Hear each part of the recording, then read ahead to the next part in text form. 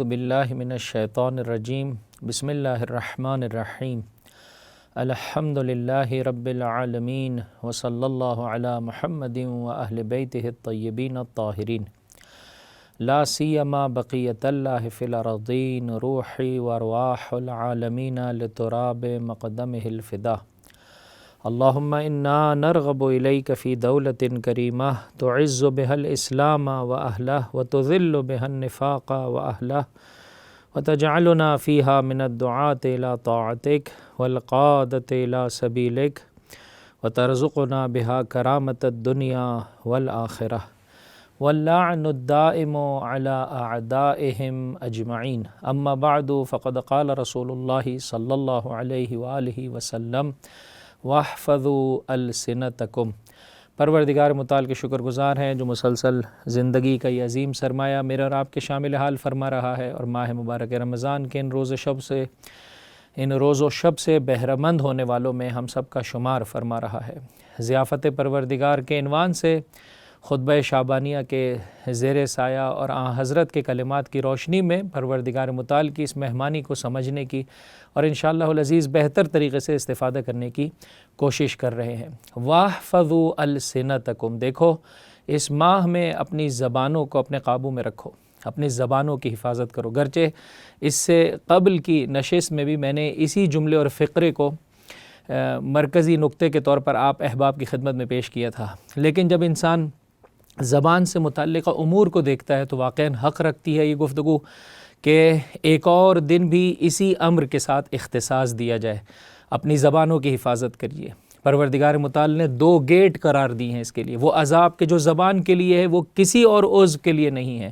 ہر دن کے آغاز میں دیگر تمام عضو زبان سے خطاب کرتے ہیں کہ اگر تو ہمیں چھوڑ دے تو ہمارا دن اچھا گزرنے والا ہے۔ عزیزو، اگر تھوڑا سا میں اور آپ غور کریں تو پروردگار متعال کی ضیافت کے طفیل، روزوں کے طفیل، مجھے اور آپ کو پروردگار متعال یہ طاقت عطا کر رہا ہے، یہ استعداد عطا کر رہا ہے کہ بہت ہی نپاتولہ بولیں، سوچ کر بولیں۔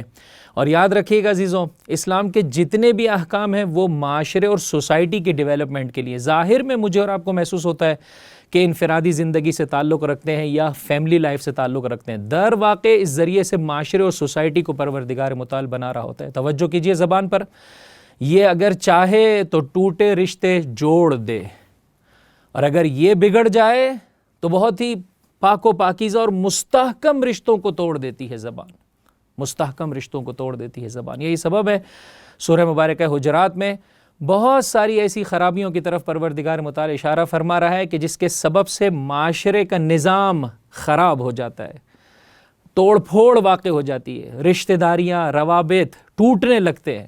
فرمایا ایک دوسرے کا مسخرہ نہ کرو، کہ اس میں دیکھیں اہم ترین عنصر جو ہے وہ زبان ہے۔ ایک دوسرے کی عیب جوئی نہ کرو، ایک دوسرے کو برے ناموں سے نہ پکارو، ایک دوسرے کی نسبت سے بدگمانی نہ کرو، تجسس میں نہ لگے رہو، اور اہم ترین نقطہ کہ جس کی جانب اشارہ کیا، فرمایا ایک دوسرے کی غیبت سے اپنے آپ کو بچاؤ۔ اس کے سبب سے معاشرے کی اکائیوں کا ایک دوسرے پر اعتماد، انس، اطمینان ختم ہو جاتا ہے، بدبینی بڑھ جاتی ہے، عداوت، کینہ، بغض پیدا ہونے لگتا ہے۔ اور پروردگار متعال چاہتا ہے ایک معاشرہ مکمل طور پر ایک جان بن کر، ایک جسم بن کر اللہ اور اس کی حجتوں کی راہ میں قدم آگے بڑھائے۔ یہی سبب ہے جھوٹ سے متعلقہ اور خصوصیت سے غیبت سے متعلقہ گفتگو میں انسان حیران و پریشان ہو جاتا ہے۔ فرمایا چند چیزیں جو روزے کے بطلان کا سبب بنتی ہے اس میں سے غیبت کو قرار دیا گیا، انسان حیران و پریشان ہے۔ فرمایا الغیبۃ تفطر الصائم، روزے کے باطل ہونے کا سبب ہے کہ قدماء میں ملتے ہیں ہمیں وہ مراجع اور مجتہدین کے جو ظاہری اعتبار سے بھی فرماتے تھے کہ روزہ باطل ہو جاتا ہے، وگرنہ اس وقت جتنے مراجع ہیں وہ فرماتے ہیں ظاہری اعتبار سے روزہ باطل نہیں ہوتا، لیکن روح روزہ برباد ہو جاتی ہے اگر انسان کی زبان پر غیبت آ جائے۔ فرمایا کل کو قیامت کے دن محشر میں جس شخص کی زبان پر غیبت آئے گی اس کے منہ سے اس قدر بو آئے گی کہ اہل موقف اور محشر میں رہنے والے افراد اس سے پریشان ہوں گے۔ پریشان ہوں گے عزیزوں، کیوں نہ پریشان ہو۔ قرآن کریم سورہ مبارکہ حجرات میں ارشاد فرماتا ہے، اصل میں مسئلہ یہ دیکھیں عزیزو، ماہ مبارک رمضان کی حرمت کو دیکھتے ہوئے انسان بسا اوقات مسجد کی حرمت کو دیکھتے ہوئے، نماز جماعت کی حرمت کو دیکھتے ہوئے بہت سارے دیگر گناہوں سے اپنے آپ کو بچا لیتا ہے، لیکن انسان حیران و پریشان ہے۔ حضرت ارشاد فرماتے ہیں مسجد میں نماز کا انتظار کرنا عبادت ہے، مگر یہ کہ انسان غیبت اس جیسے برے عمل میں مصروف نہ ہو جائے. یعنی یہ وہ برا عمل ہے جو نہ صرف ماہ رمضان کو نہیں دیکھتا ہے، مسجد کو نہیں دیکھتا ہے، نماز جماعت کو نہیں دیکھتا ہے، اور اچھے خاصے اچھے لوگوں سے بھی، دیندار لوگوں سے بھی یہ گناہ سرزد ہو جاتا ہے. قرآن کریم سورہ مبارک ہے، توجہ کیجئے گا عزیزو. بہت انسان سوچے اور پھر بولے کہ میرا بولنا رشتوں کے جوڑنے کا، میرا بولنا معاشرے کے بننے کا سبب بنے، معاشرے میں بگاڑ کا، معاشرے کی ٹوٹ پھوٹ کا سبب نہ بننے پائے. سورہ مبارک ہے حجرات میں پروردگار متعال ارشاد فرماتا ہے، دیکھو آپس میں ایک دوسرے کی غیبت نہ کرو. ایحب احدکم ان یاکل لحم اخیہ میتا فکرہتموہ. کس کو اپنے مردہ بھائی کا گوشت کھانا پسند ہے؟ ہر آدمی اسے ناپسند کرتا ہے. پھر کیوں غیبت کرتے ہو جب وہ سامنے نہیں ہے؟ ایسا ہے کہ مردہ ہے.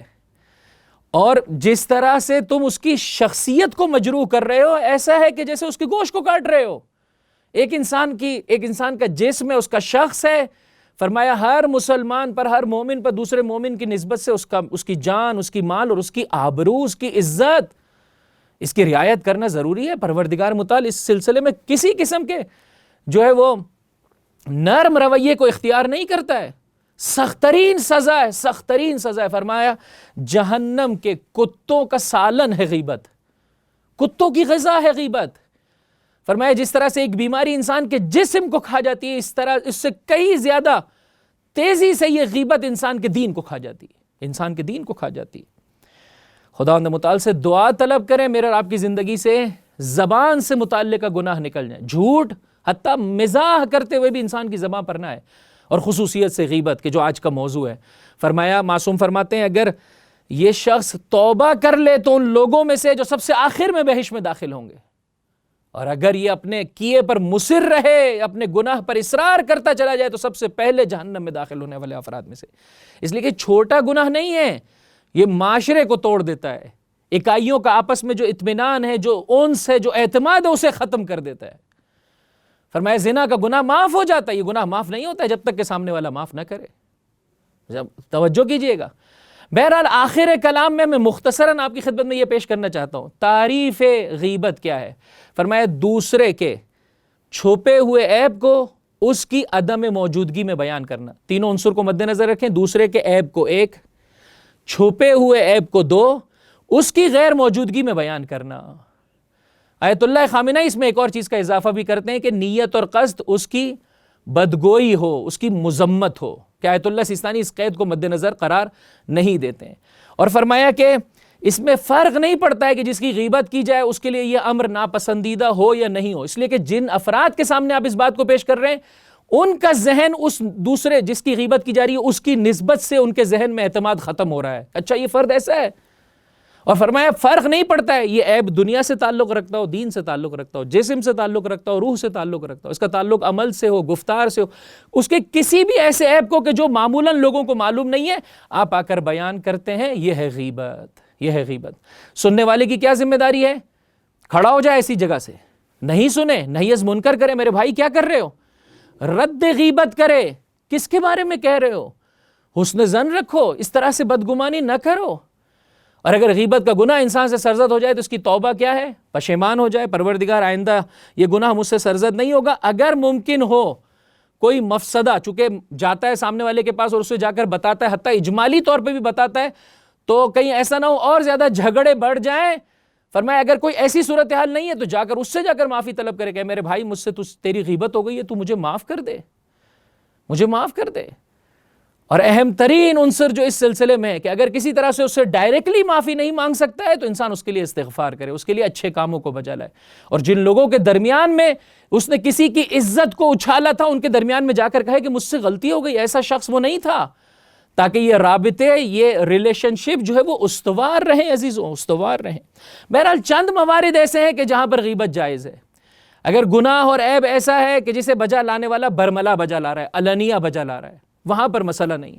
یا مظلوم ہے، ظلم کی فریاد کر رہا ہے ظلم کے خلاف اور ظالم کے خلاف، وہاں پر جو ہے وہ اسے اجازت دی گئی. یا مشورت کا موقع ہے، ایک مومن نصیحت اور خیر خواہی چاہتا ہے، شادی کا موقع ہے، کاروبار کا موقع ہے، اس موقع پر جو ہے وہ اجازت دی گئی ہے کہ آپ اس حد تک کہ جس حد تک اس موضوع سے متعلقہ عیوب ہیں آپ ذکر کر سکتے ہیں. کیا کریں عزیزو آخر کلام میں کہ غیبت میرے اور آپ کی زندگی سے نکل جائے؟ ایک اساسی اور بنیادی ترین نقطہ ہے، ایک دوسروں کی نسبت سے تکبر اور دوسروں کی نسبت سے حسد کو اپنی زندگی سے نکال دیں۔ عزیزو، تکبر اور حسد اساسی ترین برائیوں میں سے کہ جس کے سبب سے بہت ساری برائیاں انسان کی زندگی میں جنم لیتی ہے۔ میں کس بات کا تکبر کروں؟ مگر کیا میرے پاس آ گیا ہے کہ جس کی بنا پر میں دوسروں سے بڑھ گیا ہوں؟ ان اکرمکم عند اللہ اتقاکم۔ کیوں حسد کرتا ہوں؟ دینے والی ذات اس کی ہے، جس نے اسے دیا ہے انشاءاللہ اگر میرے حق میں اور میرے بھلے میں سمجھے گا مجھے بھی عطا کرے گا۔ 2، بدگمانی سے اپنے آپ کو بچائیے۔ دوسرے کے ہر فعل کو جو مومن ہے، پاکیزہ ہے، اس کے لیے ایک اچھا عنصر، ایک اچھا پہلو اپنی نگاہوں کے سامنے رکھیے۔ فوراً یہ فلاں جگہ پر گیا، حتماً اس کے پیچھے مقصد ہی ہوگا، یہ ان صاحب سے ملا ہے، حتماً اس سے مراد ہی ہوگی۔ نہیں، فوراً شیطان تو چاہتا ہے کہ میں اور آپ ایک دوسرے کی نسبت سے بدگمان ہو جائیں۔ اس ماہ مبارک اور روزے کے طفیل پروردگار متعال سے مانگیے کہ اپنے ہر مومن بھائی کے کام کو اچھے نتیجے پر رکھے کہ اس کی مراد یہ ہوگی، مقصد یہ ہوگا، برا نتیجہ فوراً انسان نہ لے۔ اس لیے کہ بدگمانی کے بعد کیا ہوتا ہے؟ جب بدگمان ہو جاتا ہے اب انسان تجسس میں لگا رہتا ہے، یہاں پر دیکھتا ہے، خصوصیت سے وہاں پر دیکھتا ہے، حتماً کچھ نہ کچھ چیزیں اس کے لیے واضح ہو جاتی ہیں۔ اب جب واضح ہو جاتی ہیں تو اتنا تو حوصلہ نہیں ہے کہ اسے جا کر بیان کرے، دوسروں کے سامنے جا کر بیان کرتا ہے، اور اس ذریعے سے معاشرے کی اکائیاں آپس میں جو ان کا رابطہ ہے وہ ختم ہونے لگتا ہے اور ٹوٹنے لگتا ہے۔ روزہ ہے ہی اسی خاطر کہ معاشرے کو بنایا جا سکے۔ آئیے اپنے دل کو پاکیزہ کیجئے، اپنی زبان کو پاکیزہ کیجئے۔ آج کے بعد اس پر چغلی، دوسرے کا تمسخر، دوسرے کا مزاح، غیبت، جھوٹ، نازیبہ کلمات نہ آنے پائیں۔ جب یہ زبان پاکیزہ ہو جائے گی، خدا کی راہ میں کام آئے گی انشاءاللہ۔ اس زبان پر قرآن کریم کی آیتیں، اہل بیت کے فضائل آنے لگیں گے۔ آہستہ آہستہ میں اور آپ بھی میثم تمار کی مانند انشاءاللہ مولا کائنات کے بہترین غلاموں میں اور چاہنے والوں میں سے قرار پائیں گے۔ وآخر دعوانا ان الحمدللہ رب العالمین وصلی اللہ علی محمد وآہل بیتہ الطیبین الطاہرین۔